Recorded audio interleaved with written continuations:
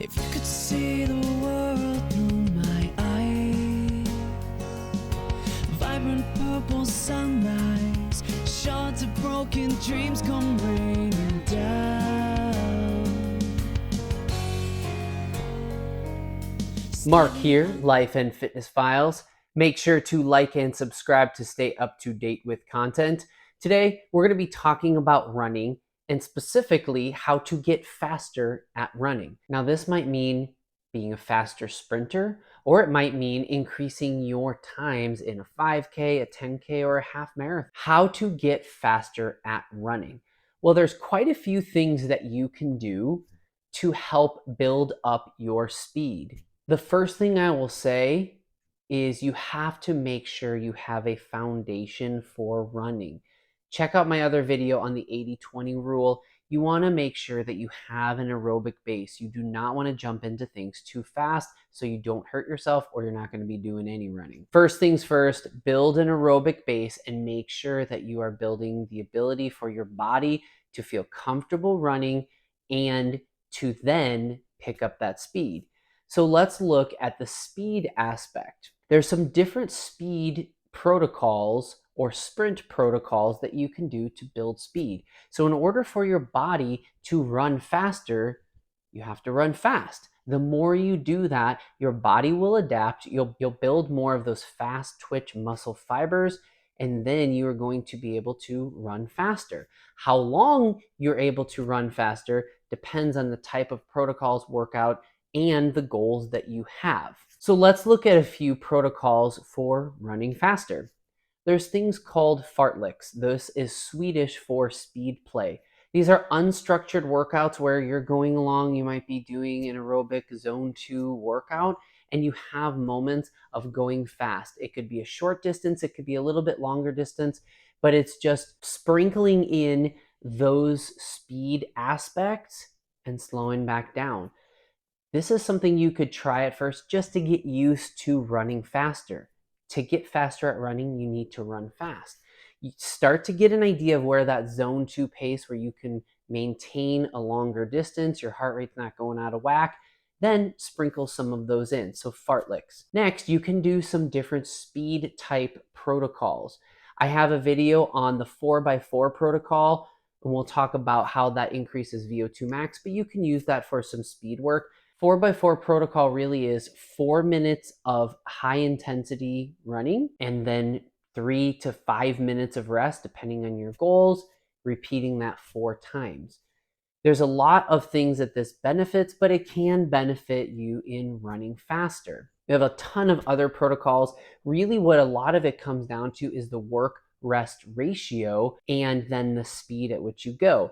You could have a 1-to-1 ratio. This might be a 30 seconds on, 30 seconds off. If you're going 30 seconds, you can go pretty fast to maintain 30 seconds, then you rest. 30 seconds on, 30 seconds off. That's a 1-to-1 ratio. You might do a 1-to-2 ratio. This gives you a little bit more rest in between those intervals so you can push really hard in that high intensity part. So this might be a 1-minute high intensity, running as fast as you can, and then 2 minutes of rest so you can fully recover and do that again. You can also do things based on distance. You might do a quarter mile, 400-meter run where you're going pretty fast and pretty intense, and then you can give yourself a 800-meter rest or even longer depending on your experience or your goals. So in order to run faster, you want to run fast. You want to push your body to be able to go fast, but you're not going to be able to sustain that for a super long time. You want to build up to that. Your body will adapt. That includes the different muscles, bones, tendons, all of that has to adapt. So you have to build up to that. Don't jump into it too fast so you don't get injured. You can also mix in things like strides. In my mind, I look at this similar to fartleks, where it's not as structured, but you can make a structure to it. Strides really are increasing your pace gradually up to a specific speed that you want to go, and then you're slowing back down and your cadence comes back down, back to zone 2. So strides can help you picking up your speed, increase that cadence, and then you can build up that speed, but you don't necessarily have to maintain that for a long time. It doesn't have to get your heart rate up where you have a longer recovery, and you come back down, get your muscles used to moving. It can be great for a warm-up or building up speed and helping your body to make adaptations to get faster. Another way to get faster at running is to work on things called plyometrics.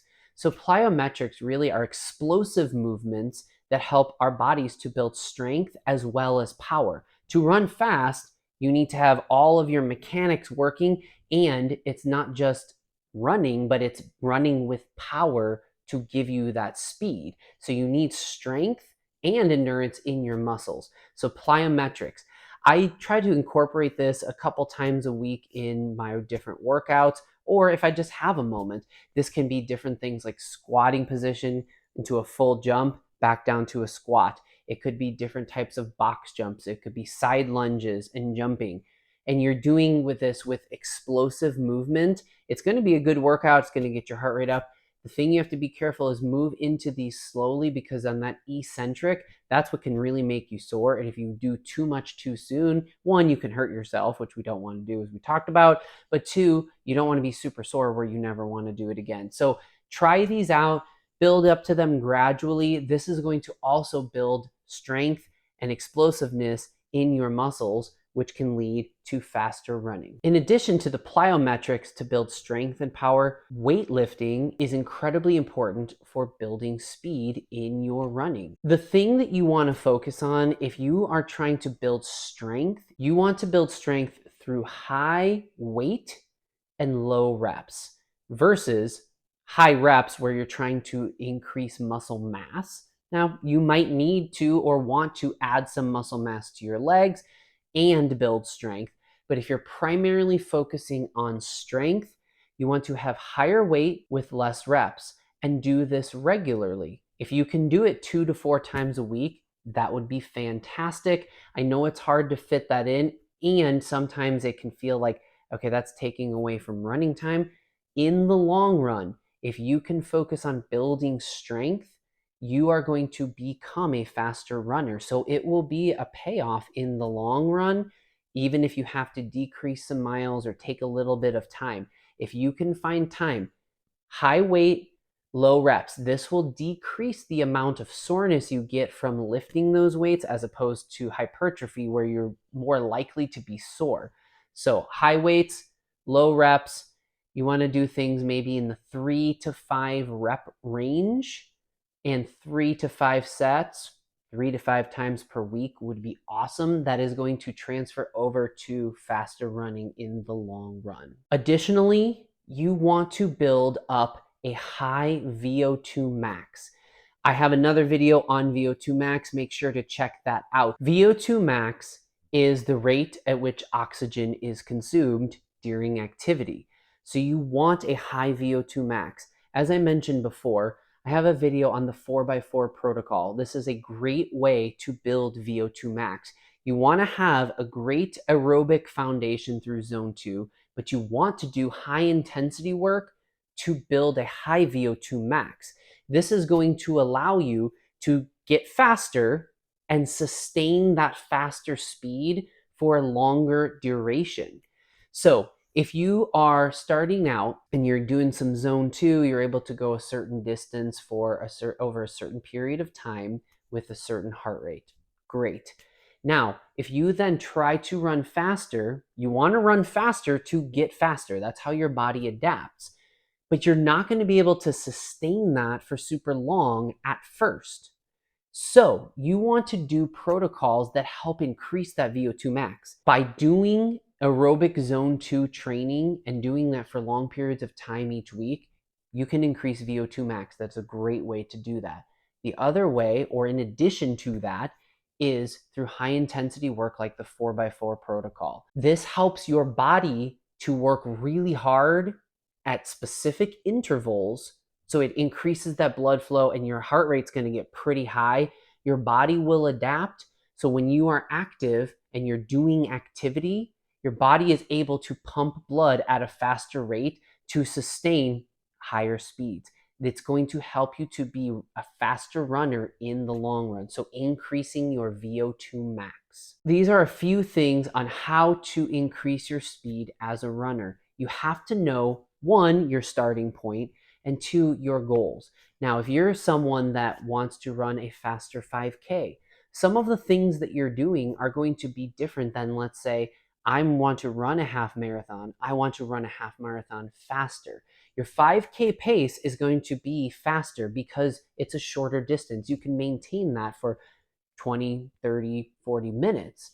Whereas a half marathon, when you're going 13 miles, that's going to take you an hour and a half to 2.5 to 3 hours, depending on your pace. So the protocols that you use are based on the speed that you want to go because of possibly the type of race that you're doing. Let's say you're not doing a race, you just want to get faster. You have to run faster for your body to adapt to get faster. You're going to do that through intervals. Sometimes it can seem like, well, how is that going to help? You want to do short intervals so your body gets used to that and it will adapt. You have to make sure that you give it time and you have rest intervals of days in between because your body will adapt. Remember the 80-20 rule, 80% low intensity, 20% high intensity. If you overdo it, your body can get injured, but it can also take too long to recover and it won't adapt, again, leading to injury. So these are a few tips to help you to be a faster runner. Different speed protocols, plyometrics, weightlifting, and increasing your VO2 max. These are ways that you can increase your running speed to help you to meet your goals. Make sure to like and subscribe. Hopefully this video helps you on your fitness journey. Here's to life and fitness. Peace out. Walking miles in someone else's show.